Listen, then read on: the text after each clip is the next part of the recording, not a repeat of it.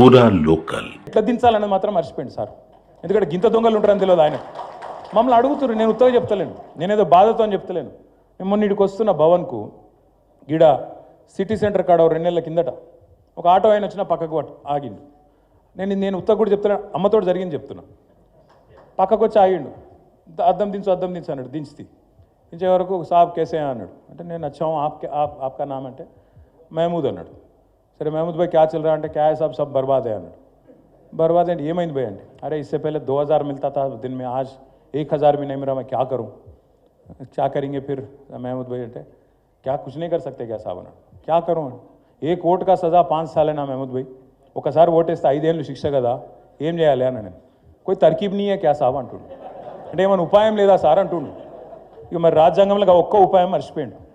Doctor Babasaheb కూడా ఆ ఊహించుంటాడు, గిసొంటి లంగలు ముఖ్యమంత్రులు అవుతారు, గిసొంటోళ్ళు ప్రధానమంత్రులు అవుతారని. పాపం ఆయన మంచోడు కాబట్టి ఆలోచన రాలేదు, ఆలోచించిండు కానీ రీకాల్ వ్యవస్థ పెట్టలే.